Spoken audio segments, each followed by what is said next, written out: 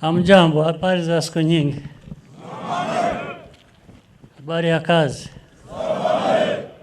Na habari ya kazi. Hao ambao hawana uniform nao wanafanya kazi kubwa sana. Mumeze neza? Akazi karagenda gate.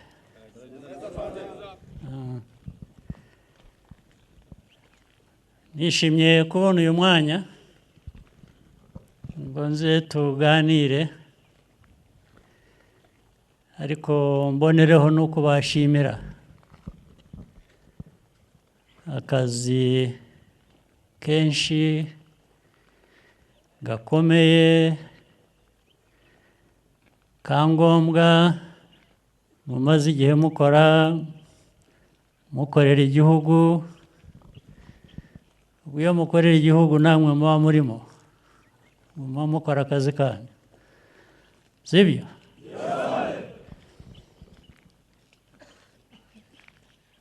Uyu munsi rero mboneyeho umwanya wo gusubiramo ibintu bimwe na bimwe twiga mu mateka yacu.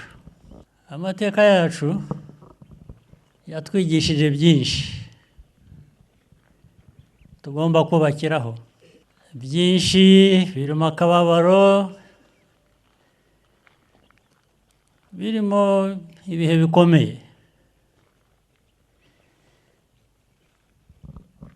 ariko nubwo hari ibyo bihe bikomeye, hari ibintu byinshi, ingorane nyinshi igihugu, abanyarwanda bahuye nabyo. Icyangombwa ni uko u Rwanda rutazimira. Abanyarwanda, abemera Imana ubwo birabareba, ariko nabyo bifite agaciro kabyo. Uwaremye u Rwanda, uwaremye Abanyarwanda, ashobora kuba ariho, ariko ibyo ari byo byose icyo nzi ni uko atari umuntu nkatwe, yaba ava mu bihugu bikize, yaba ava mu bihugu bya kure, nawe yaremwe nk'uko twaremwe. Ntawe udufiteho uburenganzira rero n'umwe.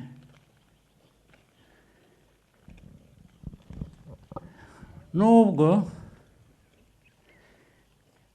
amateka yacu muri ya masomo navuze twiga, mu masomo twiga y'ibiba hirya no hino ku isi hose, tuvanamo ko hari abashaka kwigira nk'aho baremye abandi, ariko ntabwo ari byo, si byo. Nta baremye abandi, nta baremye. Niba hari abaremye abandi, abo baremye n'abahandi ntabwo ari abo mu Rwanda. Icyo bivuze rero ni iki? Icyo bivuze ni uko twebwe nk'abantu twigenera, twibeshaho. Niyo ibikubeshaho bitaba byuzuye, bikaba byaturuka ahandi, bigomba kwiyongera ku byawe, ntabwo biza bisimbura ibyawe, ntabwo biza bikwambura uburenganzira wifiteho. Bwishyura icyo by'ubunyarwanda, by'u Rwanda, ahubwo biyongera ku byawe, ndetse ukaba wanabishimira uwabiguhaye. Ariko uwabiguha ntabwo bimuha uburenganzira bwo kwitwara nk'uwakuremye. Ntabwo bikwiye kubaho. ibyo byose ndabivugira iki? Ndabivugira kugira ngo mbihereho nsobanura inshingano nk'Abanyarwanda muri rusange dufite ku buryo bw'umwihariko abajyanye n'uyu mwuga wa RDF, ingabo z'u Rwanda,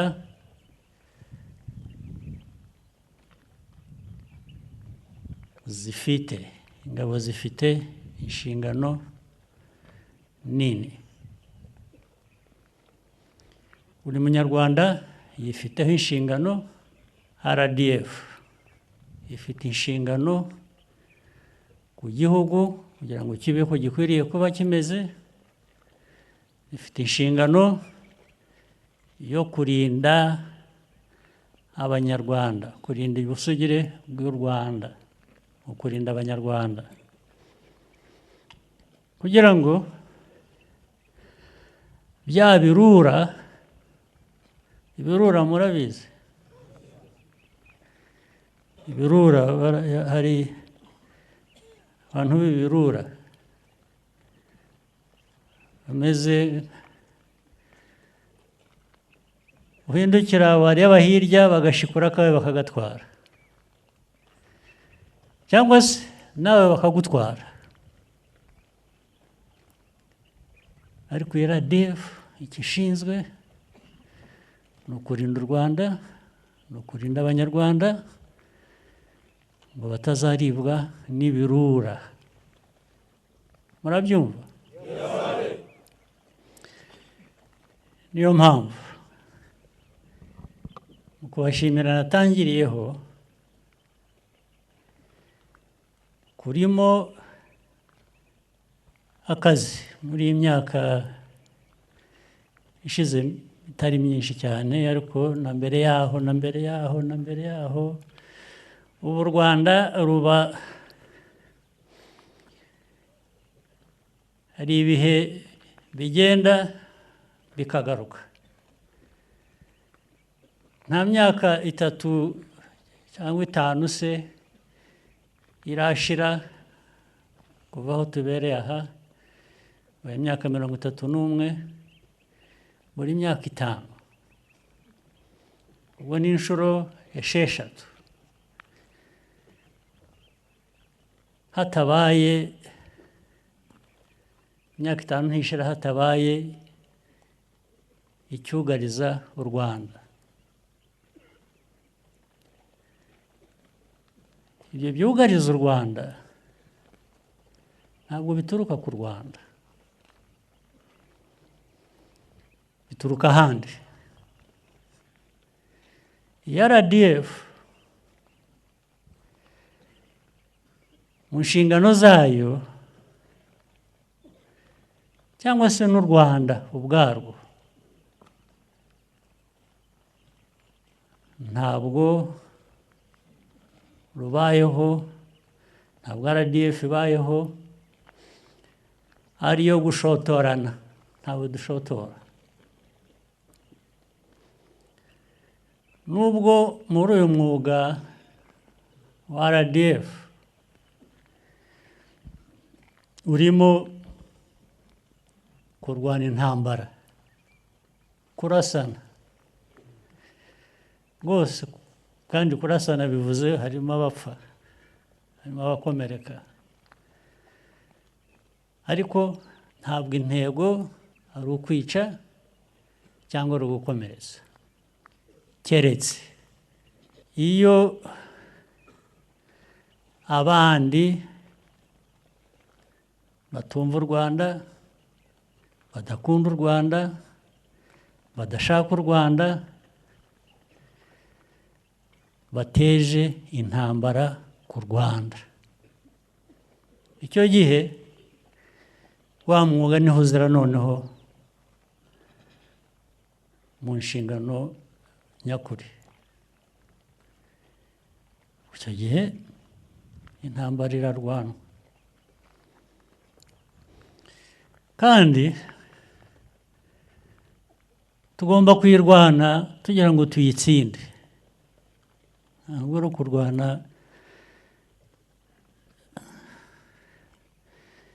birimo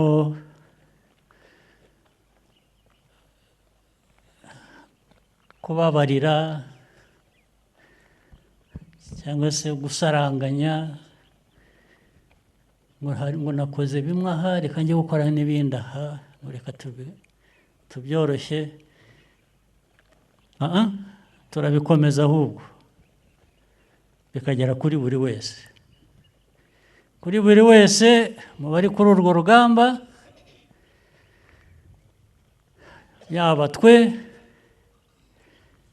yaba abanzi b'u Rwanda turwana nabo tugira ngo bibagereho banabyumve bumve ko intambara bashoje batari bakwiye kuba bayisoza niba bakunda intambara bazayitwara ahandi ntibazayizane ku Rwanda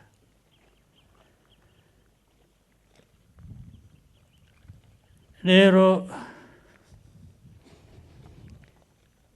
murabizi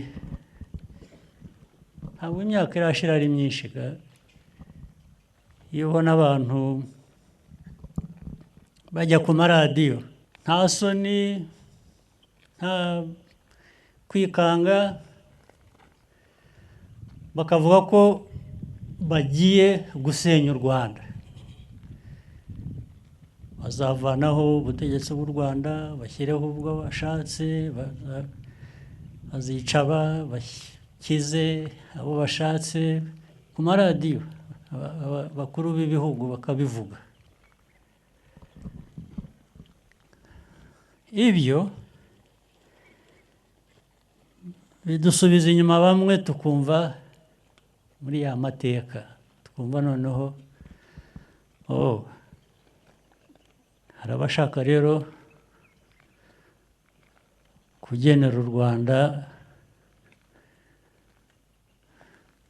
ibibi burya ni ukuvuga rero ngo tugomba guhora twiteguye kuko kugirira nabi ntitumenya aho avuye ntitumenya igihe abishakiye ariko wowe ugomba guhora witeguye nk'abo bashakuje cyane bakavuga ko bagomba kugirira u Rwanda nabi sinabinyura iruhande ariko sindi buvuge byose niho natangiriye mbashimira kubera ko babonye ko kugira u Rwanda nabi bitoroshye wenda nibamara kuruhuka nyuma y'indi myaka 5 bazongera bagerageze ariko bizaba nka kwa kundi cyangwa birusheho kuba bibi kubashoje intambara ku Rwanda nibyo RDF mbere na mbere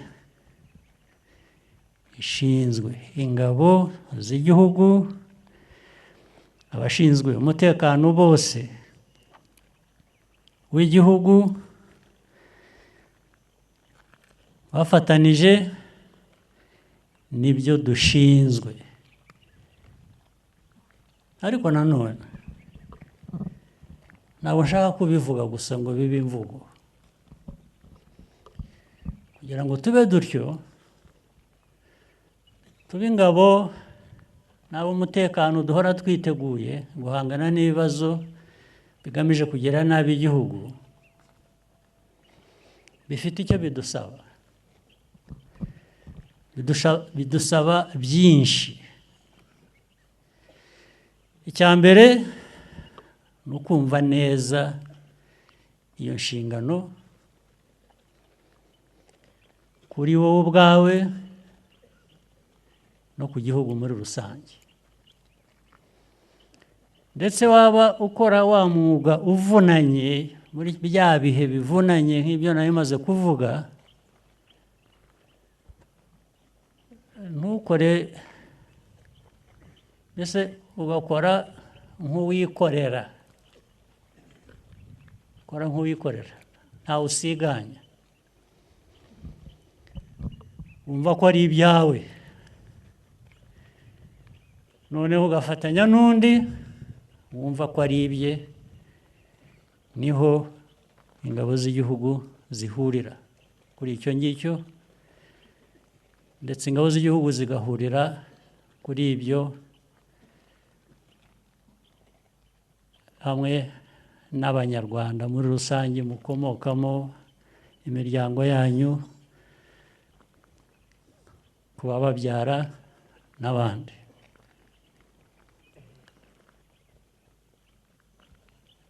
Icya kabiri,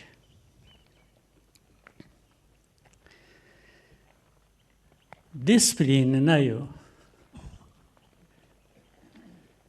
ni ngombwa kuko ituma ibindi ngiye kuvuga bikurikira bishoboka.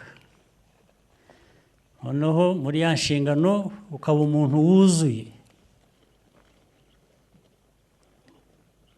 Disipurine ituma uhora utekereza, ureba inshingano ufite n'uko ugomba kuyuzuza, akaba aricyo kintu cya mbere cyiza mu bitekerezo byawe, cyo cya mbere kibanza. Niba ugiye mu mahugurwa nk'aya, ukaza uje gukora amahugurwa wigamo byinshi, ukaza uje kwiga aricyo utekereza mu mutwe wawe, n'ibyo wigishwa nabyo bifite icyo bigamije ku buryo butandukanye, akaba ari byo ushyiraho amaso yawe. Ndavuga nk'iki, tutaraza hano jyaho nabanje banyerekaga uko mutegura, uko mwigishijwe, uko mutegura urugamba iyo mugiye kurujyaho. Nibyo ugomba kubyumva. Cya kabiri, ibivugwa bisobanurwa hariya ugomba kuba utekereza uko bishyirwa mu bikorwa umunsi ku wundi. Ntabwo ari kubyiga gusa ngo ugire ubumenyi, ni ukubyiga kugira ngo niba ufite ubumenyi ubuhereho ujye mu bikorwa. Ikindi,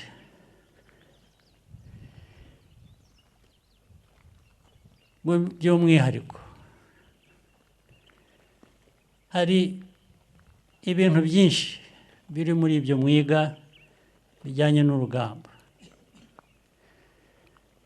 Niba ari ugukoresha iriya mbunda cyangwa izindi zitamuritswe hamwe,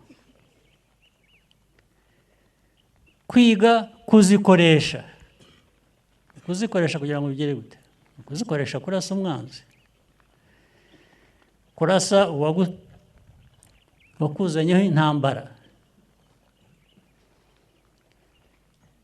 kuyikoresha gute rero?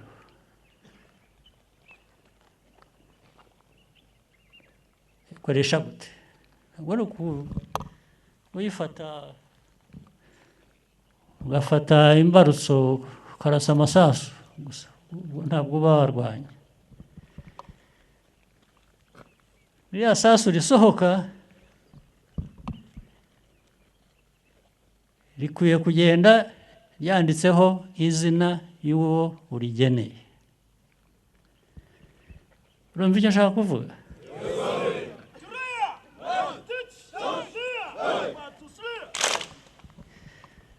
Gufora murabizi, urafora.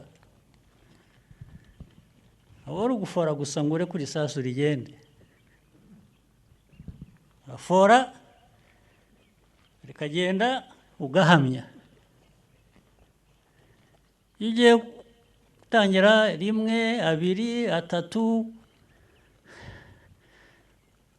kuri target imwe bitajyaho ubwo hari ikibazo. Hari ukuvuga ko muri ya masomo cyangwa se muri wowe na nyuma y'amasomo hagomba kuba hari ikibazo ugomba gukosora, kuko iyo utabikoze utyo n'undi arafora, sibyo? Aragutanga, uraguma muri ibyo ubahatisha, baraza kukubona. Ariko hari n'ikindi,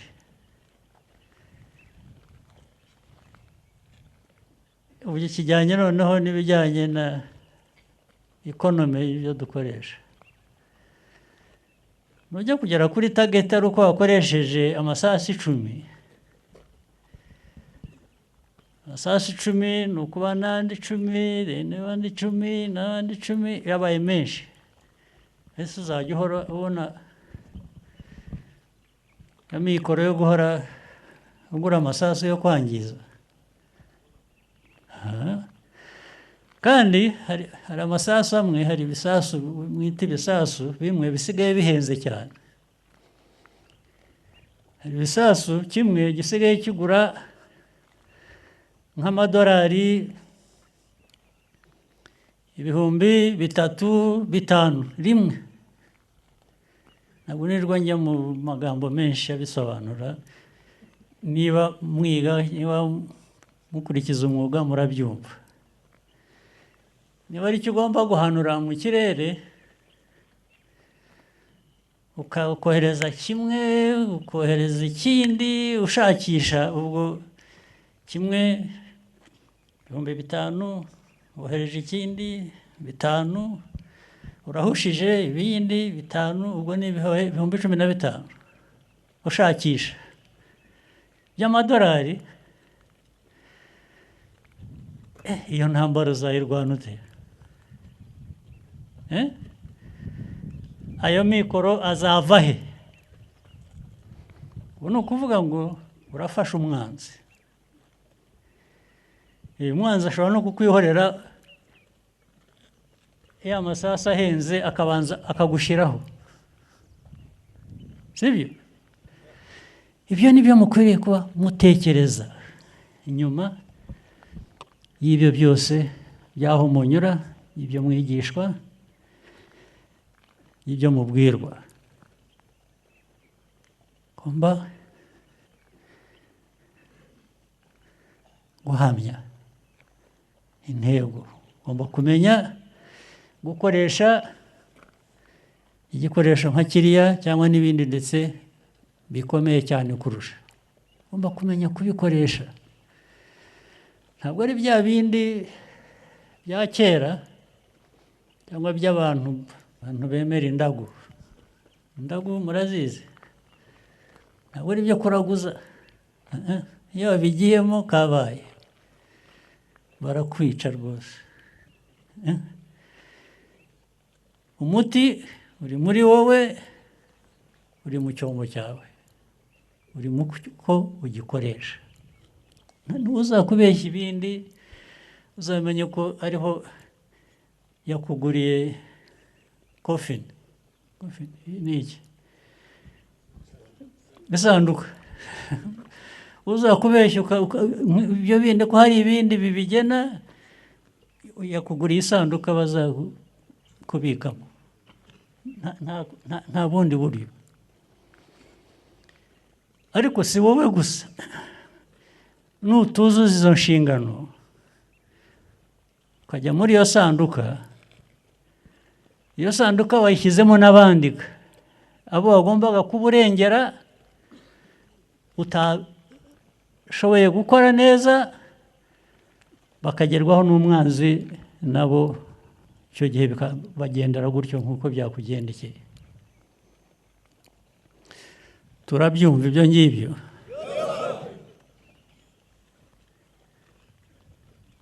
Rero hari ibikoresho, hari ibikorwa remezo, hari ubumenyi, hari ubushake, hari discipline bigomba kujyana nabyo, niko bibaye,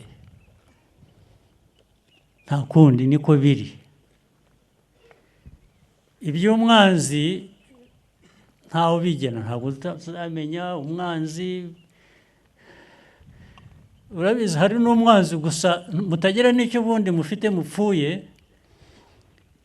akakureba gusa kumva umuteye ikintu hano utari kuyiwe, waba ufite n'akantu ufite akakakwangira gusa. Yaba yahuye n'ingorane zaturutse ahandi akazihimba ko ari nawe wazimuteye, bigahora bityo. Ntabwo umwanzi, erega n'aba duhangana nabo buri munsi, babandi navuze bigenda bigaruka buri myaka 5, 10, ubundi ugiye kureba hari abo dufite ibyo dupfa nabo, nk'izi nterahamwe, aba mujya mwumva FDLR n'abandi bazishyigikiye, abo dufitanye ikibazo pe. Ariko abagiye kubashyigikira cyangwa ababashyigikira, abo ngabo ni abanzi bizanye gusa, bafite kudushakaho ibibazo nyine.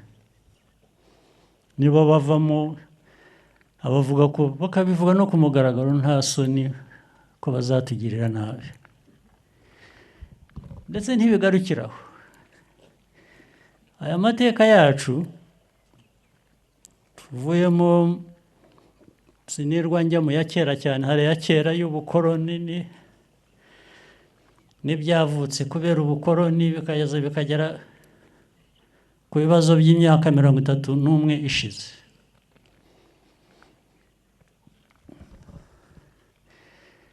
Ntabwo ari izo nterahamwe gusa, ntabwo ari abo bazishyigikira ku mugaragaro, aho bakavuga no ku maradiyo ko bazica u Rwanda, abanyarwanda bazatera bakaruvuyanga uko bashatse. Hari n'abandi bo hanze hirya muri ibi bihugu byitwa ko biteye imbere, babirimo nabo, babirimo ku mpamvu nyinshi, ku buryo bwinshi. Impamvu ya mbere, ibyo navugaga by'ubukoroni se, ubundi wakuzanyeho ubukoroni nuko abagukunda.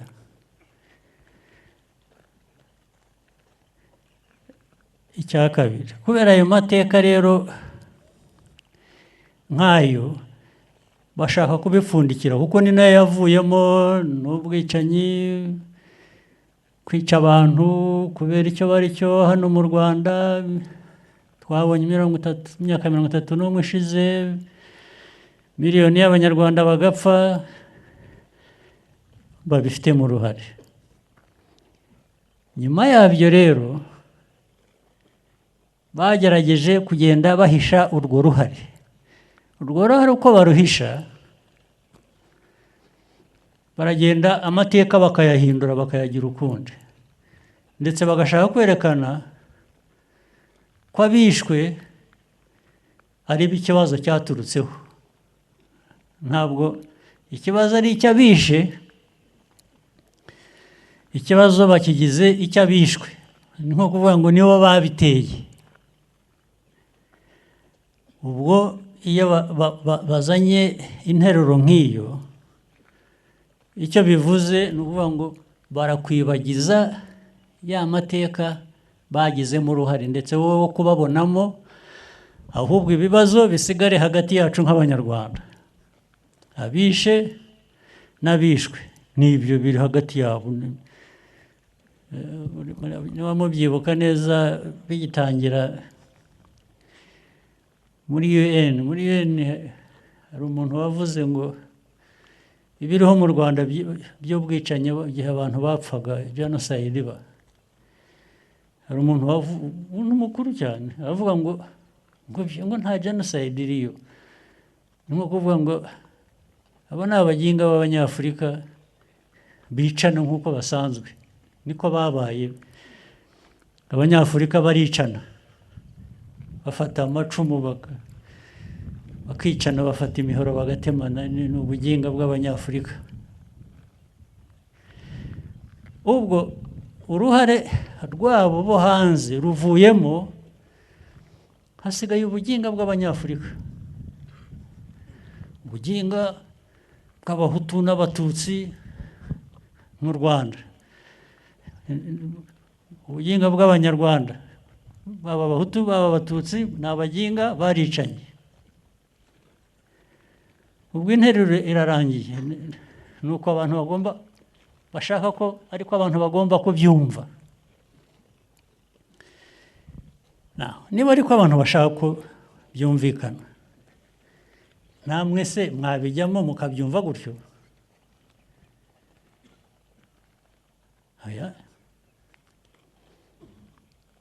Kuko u Rwanda ni urwacu, tugomba kururema uko rukwiye,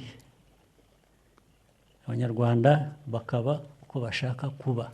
Uzabona rero mu binyamakuru, n'ubu ntimubibona ariko mubibona, njya mbaza abantu bambuka bakajya nko muri Congo yo hakurya, hariya Eastern Congo. Abantu bavayo batubwira ko uko ibintu bimeze ubu muri za Goma, Rucuro, Kamunuka, za Bukavu, mbese mu nkengero zaho hose, barakubwira ko ubuzima bumeze neza ubu kurusha uko bwabaye mbere y'ibi bijya kuba. Ariko ntabwo ariko buri wese abibona. Ntabwo bivuze ko atari byo,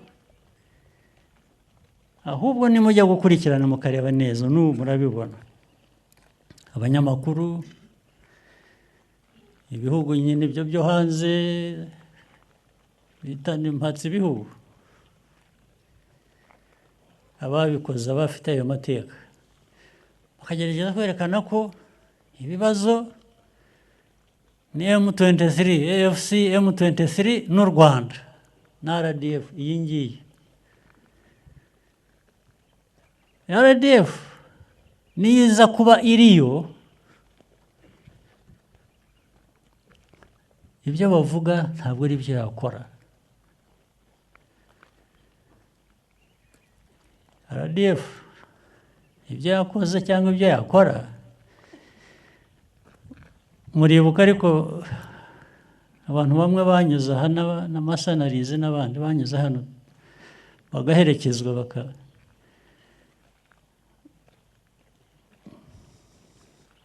bakabaha bye bye ngo batahe iwabo neza mu mahoro. Ni RDF yabikoze. RDF y'inyicanyi iba yarabisheka. Niko byagenze se. Hanyuma se ubwo ujya gushinja RDF akavuga ngo niyo ikora ibintu byose bibi muri Congo, muri Eastern Congo, yabiherahe?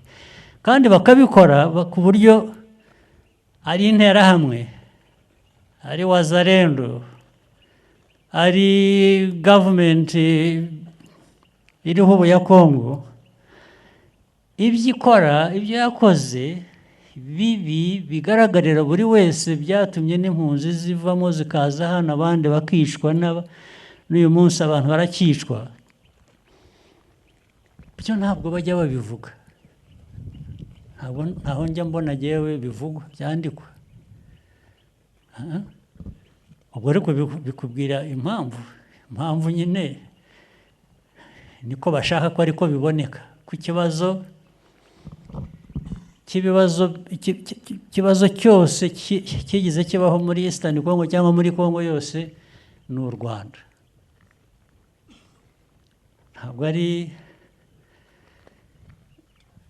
interahamwe, ntabwo ari wazarendo, ntabwo ari government, ntabwo ari iki. Ubwo birumva mwumva aho baganisha. Ibyo rero nibyo biba bikwiriye kuviramo abantu guhora biteguye, dufite umutima wo guhangana n'ibibazo, ntiturambirwe, ndetse tukiga gukora ibintu byinshi nubwo dufite amikoro make, ariko ibyo dukora ndetse bikarenga amikoro dufite. Sibyo? Iryo somo hari uwaryibagirwa. Dukomereze aho twari tugeze kandi aho mugejeje. Wari mumaze kuvugana aho mu by'ukuri ibyo navugaga ko ntawe tujya dushozaho intambara keretse uwayidushojeho. Niryo hame, niwo muco w'u Rwanda wa RDF. Ahubwo twitabira no gufasha abandi babuze cyangwa badafite umutekano. Iyo babishatse bakadusaba ko twagira uko dufatanya nabo, tukabatera inkunga, tugakorana nabo kugira ngo nabo bakemure ibibazo byabo. Bavuze Mozambique, bavuze Central African Republic, bavuze South Sudan, bityo nabo rero muri Eastern Congo iyo badusaba imfashanyo tuba twarayibahaye, usibye tuzanaho ibibazo badutera kuri twe, batubwira ko twe tubibatera. Ariko iyo bashaka ko dufatanya kugira ngo bagire umutekano natwe tuwugire, rwose niyo ari intego yacu igihe cyose. Ariko ntabwo ibintu byose bigenda nk'uko umuntu abishaka. Tuzakomeza rero gufasha, gufatanya n'ababishaka ndetse n'ababidusabye, kuko ibyo byose aho twagiye tujya n'ab'icyo gihugu babidusabaga. Ntabwo twagiyeyo gusa, ntabwo turi abacanshuro. Dukora ibintu bizima byubaka, dukorana n'abandi babishaka. Ntabwo igisirikare cyacu ari igicanshuro, ni igisirikare cy'u Rwanda kirinda u Rwanda. Undi wagisaba ko bafatanya bakirinda nabo, tuba turi tayari. Ndetse ibyo bituma tugera ahantu dukora n'ibirenze amikoro yacu, nibyo navugaga. Niyo mpamvu cya kintu cy'imikorere n'imikoreshereze y'ibyo dutunze bigomba kugira umwihariko wabyo, kandi tukawuzirikana, tugakoresha bike dufite, tugakora byinshi kurusha, kandi bikaba ibintu birambye bihoraho. Ntabwo ari ibintu byo gukora neza umunsi umwe ubundi bikaba nabi. Dushaka ibintu bihoraho, ibintu birambye buri gihe cyose.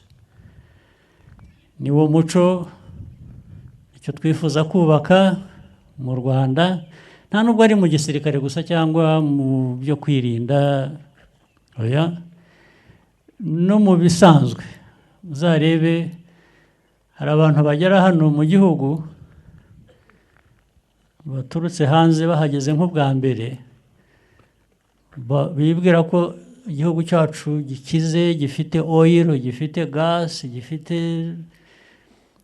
naho ubundi ni ukuvuga ngo ibi bintu byakorwa bite? Byakorwa muri bwa buryo mbabwira bwo gukora no gukoresha neza icyo turi cyo nicyo dutunze.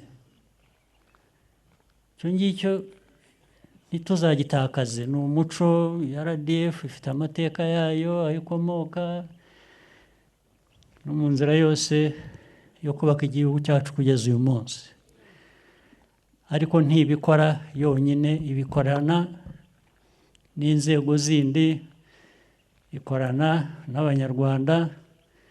Ni umuco w'u Rwanda mbese uko dukora. Nibyo rero nagira ngo nongere mbakangurire, bakangurira, ariko ari uko tuzakomeza. Naho izindi ntambara zigenda zihindura isura, uyu munsi ni urw'amasasu, ibikurikiyeho bikaba iby'abanyamakuru, bikaba iby'abitwa human rights. Human rights rero, izi institutions za human rights zo ni nk'aho abanyarwanda badakwiriye rights, ni nk'aho twebwe nta human rights dukwiriye. Kandi amateka yacu atwereka ko ahubwo nitwe tubikeneye kurusha, ariko bakaturega ko rero intambara zihindura isura. Hari intambara z'amasasu, hari izindi zirimo ubwenge bwinshi, bakakwita icyo utari cyo, bakakwitirira icyo utakoze, bagahora urugamba rwo guharabika, muraruzi. Urwo rusa nk'aho rugezweho kuri twe, ariko rero narwo murufitiye intwaro, ubundi sinzi impamvu namwe mutarurwana. Abantu bajyaho kuvuga gusa, mwe mwananirwa kuvuga se mwabishatse. Ibintu bajyaho bakajya hariya bakavuga, mwagiye mubasubiza ko mwe mufite n'ibyo mushingiraho mubasubiza, mujye mubasubiza. Izi mbuga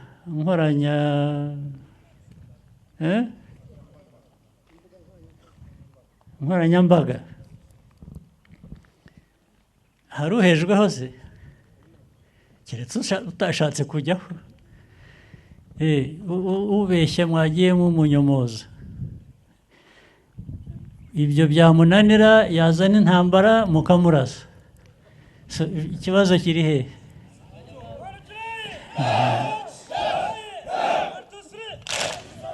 Ni ibyo rwose, ntimukirwe mwivuna muhangayika kubitureba. Aho tuzajya gushoza intambara mu kindi gihugu, ibyo ngibyo nibabibarega bazaba bari mu kuri, nta mpamvu bikwiriye kuba. Ntabwo turi bagashoza ntambara rwose,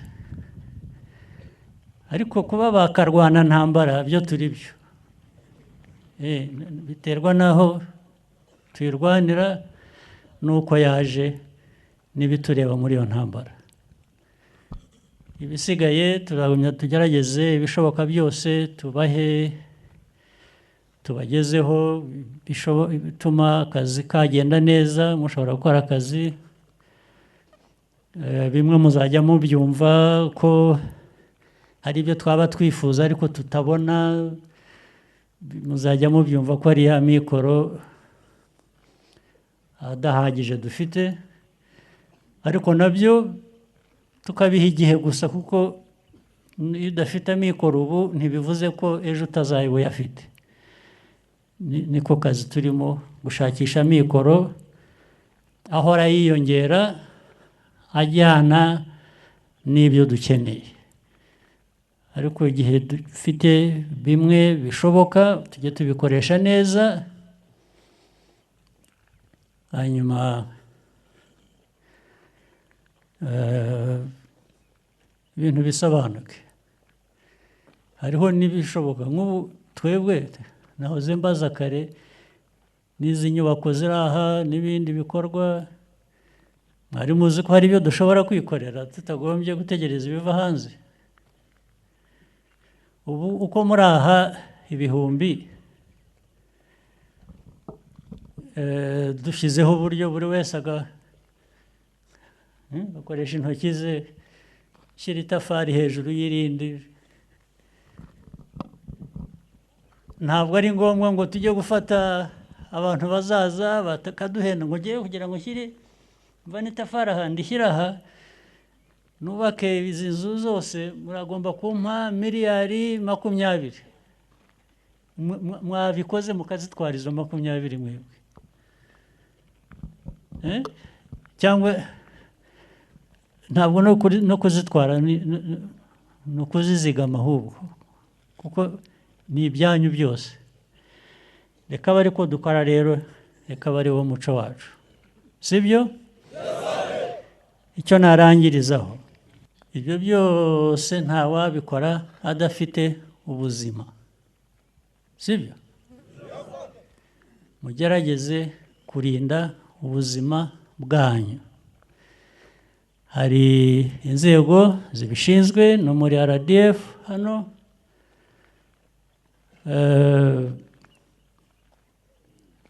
mugerageze mwigishe mukurikirane yes okay ndishimye cyane rero kuba nabonye uyu mwanya ngo nze tuganire mukomeze akazi keza asante sana